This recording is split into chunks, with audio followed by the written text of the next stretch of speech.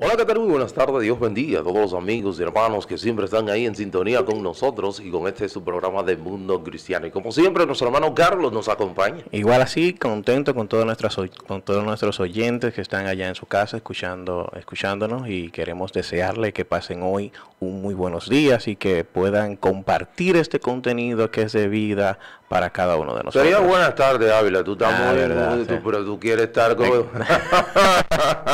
Buenas tardes a todos nuestros oyentes. Exactamente, señores, y nosotros que ya arribamos el viernes pasado, Ávila, que estuvimos ya haciendo introducción con nuestra hermana Joana Ulises sobre el inicio de la reforma, Sí, estuvimos un hablando. gran mes. Sí, claro, entonces estaremos ahí hablando durante todo este mes con relación a todo lo que tiene que ver ese magno evento, esa revolución de cosmovisión que cambió prácticamente todo lo que es la cosmovisión de Occidente Así y es. los aportes positivos a nuestras Al mundo, a la al mundo. humanidad. Sí, ciertamente, claro que sí. Entonces, nosotros nada, queremos decirles que este programa, Mundo Cristiano, es auspiciado por la Iglesia de Dios de la Profecía Central. El edificio donde nosotros nos congregamos como iglesia está ubicado en la Espaillat, en el número 86, y la misma está pastoreada por nuestro hermano Alvin Carrasco. Nosotros tenemos culto tanto los domingos, iniciando la semana a partir de las 8 de la mañana con nuestra escuela bíblica. Luego, nuestro culto de acción de gracia también, los martes con verdades bíblicas. Y los jueves tenemos, a partir de las 7:30 de la noche, tenemos lo que es nuestro culto, el culto de verdad los jueves. Usted puede también venir, asistir los jueves. Y también los sábados, los jóvenes, a partir de las 5:30 de la tarde, que están inmersos también en el tema de la reforma. Estuvimos hablando con ellos con relación a los inicios y cómo que le da lugar a este evento de la reforma protestante y la importancia por la cual nosotros debemos de revisar la historia. Estuvimos hablando y nada, todo esto es interesante para que nosotros podamos no repetir la historia Así o es. las, vamos a decir, las prácticas pasadas, sino que aprendamos de eso que pasó allá en aquel entonces. También nosotros, vamos a decir, bueno, felicitamos y saludamos a todas las personas que están en sintonía con nosotros. Queremos también felicitar en el día de hoy. En el día de hoy mi hija Veronique Isabela Peguero Jiménez está de cumpleaños. Vaya, Un saludo para sí, ella. Veronique, sumamente, ¿verdad? Como dirían, intensa. La líder. Ah, ok. Veronique Isabela Peguero Jiménez, que está de cumpleaños en el día de hoy, cumple 9 añitos. Vaya, gracias le damos al Señor por ello. Queremos decirle, Ávila, como siempre, estamos al este de la República Dominicana. Usted si nos sintonizan por YouTube, bueno, o también por radio, ven 105.5, que también a través de por Facebook, todas las Facebook, redes, todo sí. el mundo, nosotros nos escuchamos. Y nada, Ávila, antes de entrar al tema, un minutito, vamos a un minutito comentar. El fin de semana, Ávila estuvo bien activo a nivel eclesiástico y líderes principales a nivel gubernamental. Aquí en la ciudad de La Romana estuvo de visita el enlace del Poder Ejecutivo con las iglesias evangélicas y es el pastor Dio Astacio, estuvo en la Asamblea de Dios Central. Ahí estuvo el supervisor nuestro, ¿verdad? Así El área, es, representando a todo lo que es el concilio de la Iglesia de Dios de la Profecía Central y también la vicepresidenta, ¿verdad? Raquel Peña estuvo en la Iglesia Arca de Cristo. Él fue el pasado sábado. Y nada, señora, y todo este tipo de cosas, pero yo dije, eso son de las cosas una de las cosas que a veces yo digo, me gustaría estar solamente para preguntar qué vamos a hacer con el reglamento que en el 2015 que fue depositado, ¿verdad?, para firma del Poder Ejecutivo para que se implemente o se aplique la ley 44-00, que está en espera de eso, y el Poder Ejecutivo no ha firmado. Si usted quiere, en vez de ministro, de dar las Biblias, sí, es bueno, de la Biblia también, pero nosotros... hay que enseñarla. pero también el Poder Ejecutivo, el licenciado Luis Abinader, bueno, entonces si usted de verdad hay intenciones reales, yo creo que debe de firmar el reglamento de aplicación que está en el Poder Ejecutivo solamente esperando que usted lo firme. No lo firmó el gobierno de Danilo Medina, tampoco vamos a un año, lo ha hecho el gobierno de Luis Abinader. Estamos esperando y los líderes principales de la iglesia deben de comenzar a exigir, a pedirle que hagan eso, porque así va a comenzar la aplicación de la ley 44-00 y que es una ley opcional, no es obligatoria y por eso no es inconstitucional y no viola la libertad de culto. Bueno, Ávila, ya ahora sí siempre yo hago un pequeño comentario, porque tú sabes que son de las cosas que necesariamente tenemos que hablar. No, iniciando la semana también es bueno hacer un recuento de todo lo que ha pasado y así te ponemos en contexto este día. Cada semana viene de un contexto pasado. O sea que no estamos desfasados en ese aspecto. Bueno, está bien. Entonces, Ávila, en el día de hoy estaremos hablando con relación al rescate del Evangelio por medio de la reforma. Es uno de los... Así es, de los mayores logros de la reforma. Pudiéramos decir el mayor logro de todos, o sea, es rescatar el Evangelio, ¿verdad? Ese fue el principal logro de regresar el Evangelio a su misión, que es que todo el mundo lo tenga acceso a la salvación, porque fíjate que no podía todo el mundo tener acceso a la salvación, porque era por medio, se supo... Y mecanismos que distorsionaron entonces el verdadero evangelio. Sí. De hecho, no se hablaba de Evangelio, ni se hablaba de Cristo, sino de la iglesia. De hecho, se entiende que, hermano Arturo, rescatar el Evangelio, eso fue lo que hizo la reforma, pero vamos a ver, ¿rescatarlo de dónde? ¿De qué? ¿Cómo fue? ¿Cómo fue que se rescató? ¿De qué se rescató? Bueno, el Evangelio se rescató de la mano del hombre, donde, así es, la mano del hombre fue rescatado. Donde el hombre reemplazó el Evangelio por otras cosas. Y se colocó él, donde colocó a la iglesia y al Papa como... el representante, ¿verdad? Y el padre espiritual de todos los creyentes, donde era el que tenía la autoridad de perdón de pecado a través de las indulgencias. Es verdad que establece la Iglesia de Roma, pero cuando vino este texto de Romanos 1:17, que fue el texto que despertó a Martín Lutero de todo ese oscurantismo, donde la Iglesia estuvo, Carlos, 10 siglos en ese oscurantismo, desde el siglo V hasta el siglo XV, donde se inicia la reforma protestante. Y luego continúa el capítulo 3, 4, hablando de la gracia, que es la gran oportunidad del ser humano entender de que cómo es que funciona el Evangelio. Ciertamente. Creer en Dios y por gracia, entonces, somos salvos. Ciertamente, así es.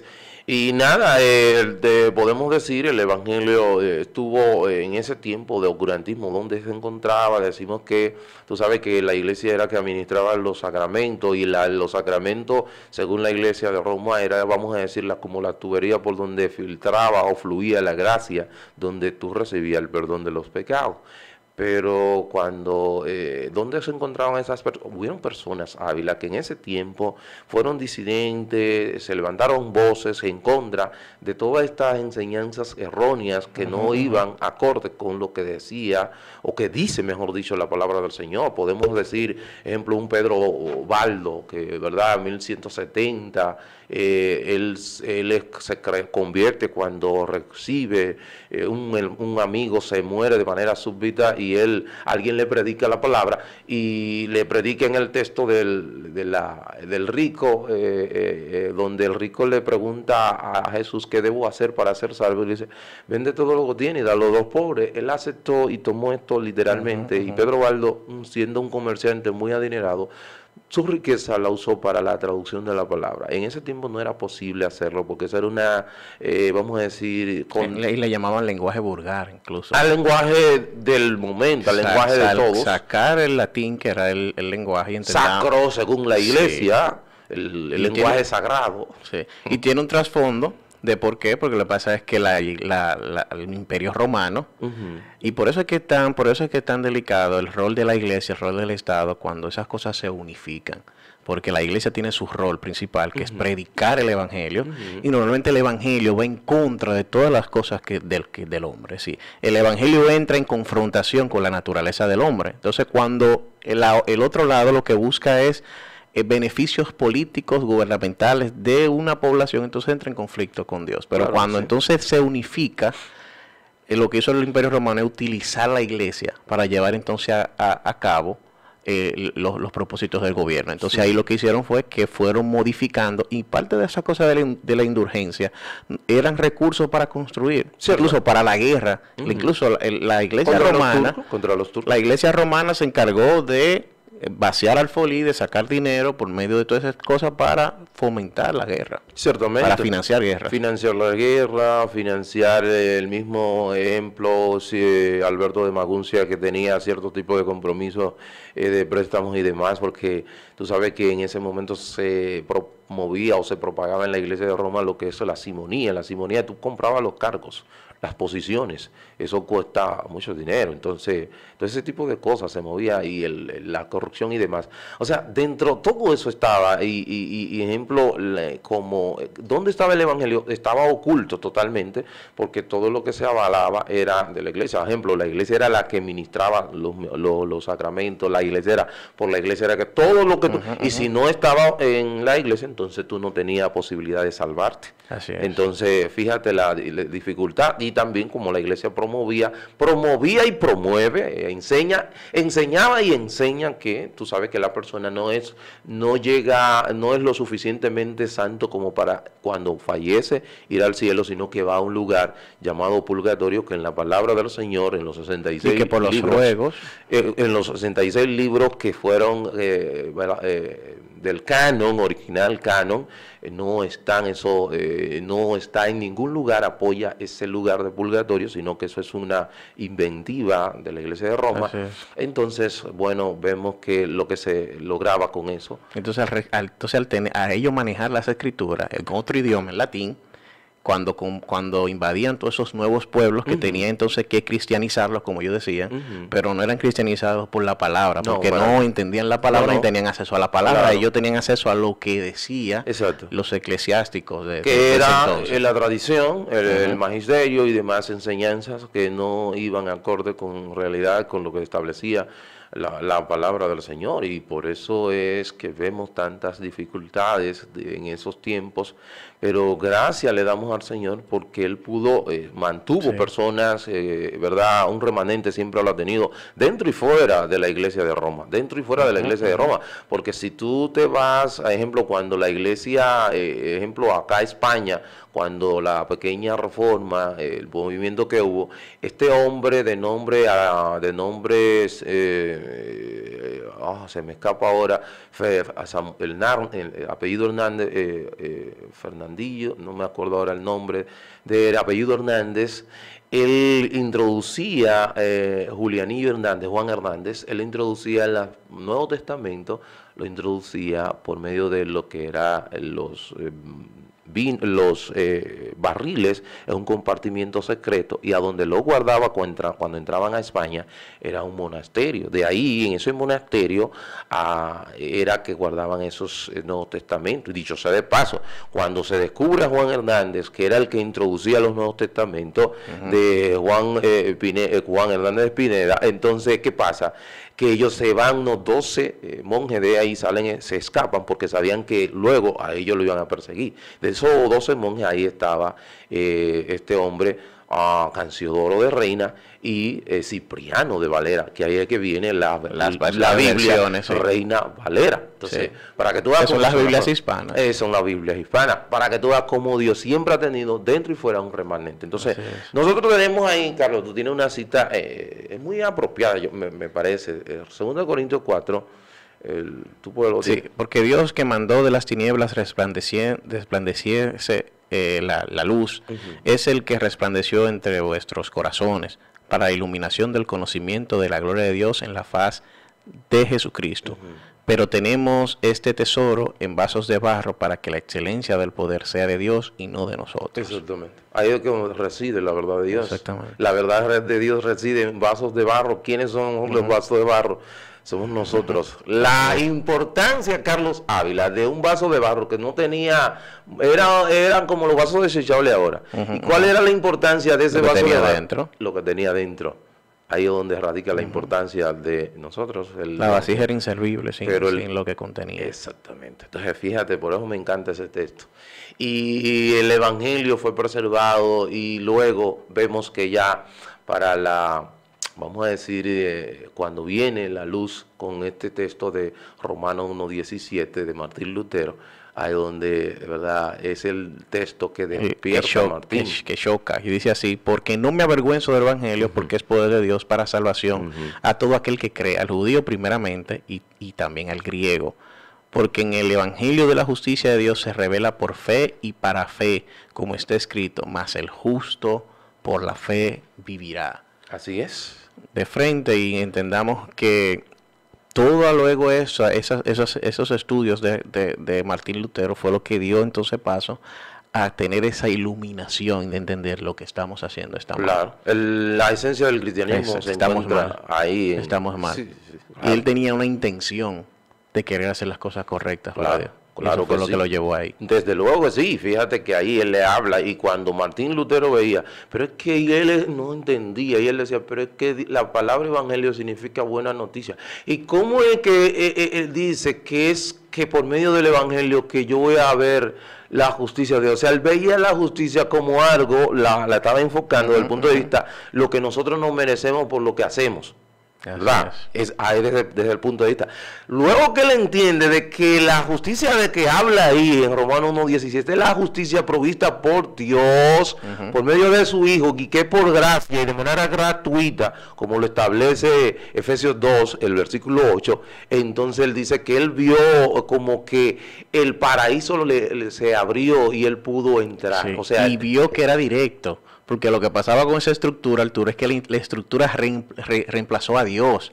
Se puso a decir, cuando una persona de ese entonces decía, peco, me siento mal, no sentía que podía hablar con Dios. Tenía que ir a la iglesia a confesar pecado, a hacer indulgencia, a ir a misa, cuando Dios tiene un canal directo con nosotros. Claro que sí, claro que sí. De hecho, y como cuando tú decías, Ávila, uno de las rescates o de los legados de la reforma fue, ejemplo, la reforma habla de lo que era la interpretación de las Sagradas Escrituras, que podía ser interpretada por todos. Pudiéramos decir que tenemos que tener cierto tipo de condiciones. Pero los principios fundamentales, porque hay cosas ya complejas, pero los principios fundamentales de quién murió por ti, qué necesita de ti y qué tienes tú que hacer. Entonces, eso está claro para no importa capacidad. Exactamente. Entonces, en el catecismo, la Iglesia de Roma establece en el punto 85 que las Sagradas Escrituras solamente pueden ser interpretadas por lo que es el clero, o sea, los líderes, ¿verdad? Entonces, fíjate, Martín Lutero, no. La Biblia, todo el mundo. No. Entonces, por eso, dicho sea de paso, el gran aporte de la reforma es que comienza a alfabetizar a las personas donde ellos llegaban, a los pueblos, para que ellos pudieran ver y no solamente alfabetizar, sino traducir la Biblia al idioma para que ellos pudieran tener acceso al conocimiento de Dios. Pero también la iglesia, la reforma, ¿qué hace? Dice, mira, el púlpito en Roma está en una esquina.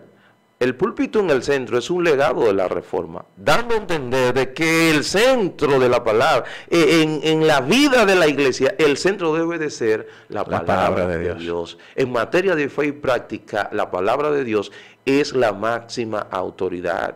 Y eso era, y entonces de ahí era, y entonces por eso le decían, pero Martín, es que el Papa tal dijo que sí se podía, los papas pueden equivocar.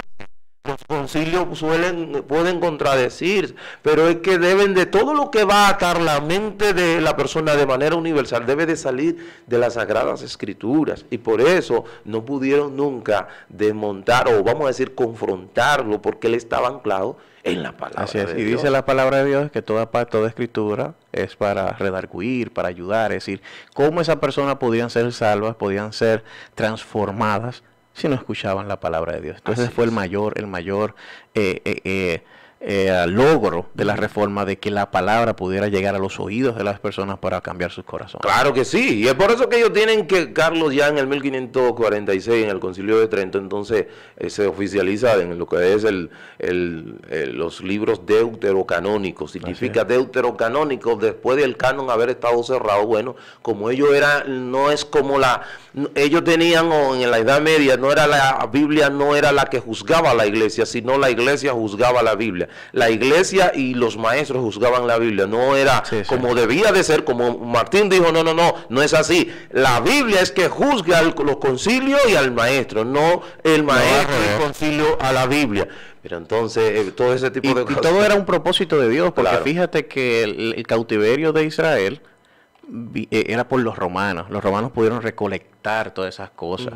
Y encontraron cosas correctas y cosas malas, pero Dios tenía un propósito de que pasara así. Porque entonces lo que hizo fue el evangelio, que Jesús fue conocido en todas partes del mundo, aunque no de la manera correcta, para entonces cuando viniera la reforma, entonces ellos saben, sí, conocemos a ese Dios del que tú estás hablando. Así es. Entonces mira todo el engranaje que hizo Dios. Claro que sí, y ahí entonces la justificación, que es por fe, por gracia, por medio de la fe, que no existe, que no es por obra. Entonces la Iglesia de Roma establece que sí, es verdad, yo necesito fe, pero también necesito obra, y que la salvación hasta tanto, cuando yo llegue, entonces van a ser pesadas mis obras más, ¿verdad? Y vamos a ver, y si hay vamos a decir, el número no es positivo, entonces yo no obtuve la salvación, no. Todo falso, de toda falsedad. La palabra de Dios dice no, que es todo lo contrario. Nosotros no es por obra, es por fe. La fe en nuestro Señor Jesucristo, y es por gracia, algo que es otorgado de manera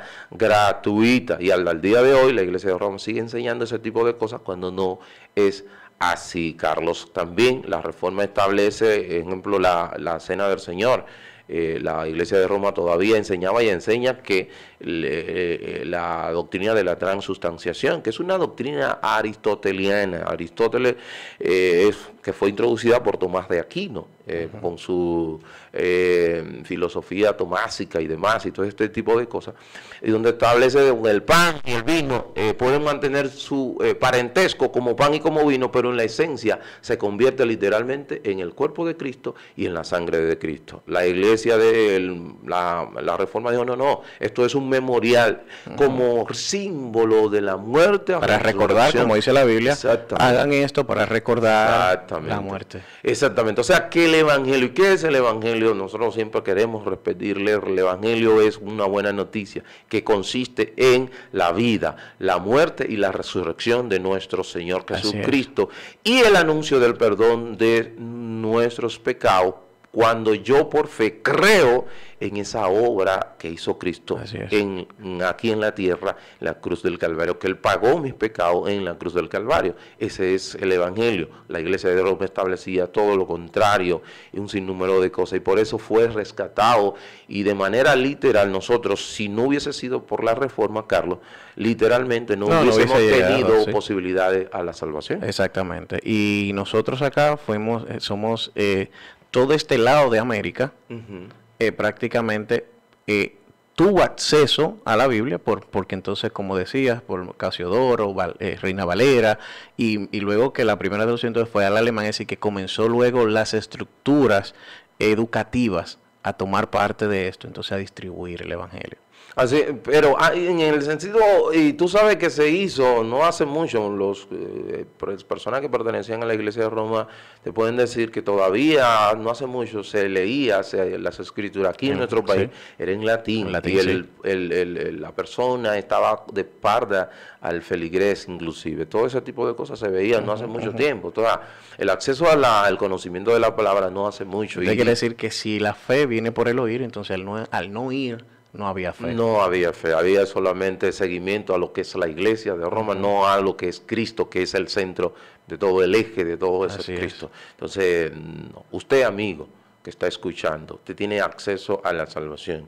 Que tengo que tener una persona para que ore conmigo la oración del pecador. Bueno, no hay en la Biblia, en ningún lugar en la Biblia hay oración del pecador. Usted no necesita padre espiritual, nada de eso, para nada. Eso de padre espiritual, eso viene de la Iglesia de Roma, que la Iglesia de Roma, la Iglesia era la madre espiritual de todos los creyentes, y el Papa el padre espiritual de todos los creyentes. Y por eso tú ves mucha gente pronunciando eso, y eso viene de la Edad Media, hermanos. Y por eso que hay que visitar la historia y revisarla para que no repita lo que allá se hizo. Entonces, nada, usted que está escuchando, amigos, tiene acceso a la salvación, a perdón de tus pecados solamente si tú te arrepientes y dices que me arrepiento de mis pecados y quiere pertenecer a lo que es la familia del Señor. Entonces, Carlos. Cristo, el único camino a salvación, y gracias a Dios porque Él nos da las escrituras para conocer el Evangelio de Cristo. Ciertamente, ya no tenemos más tiempo, Carlos. Mañana los caballeros estarían por acá.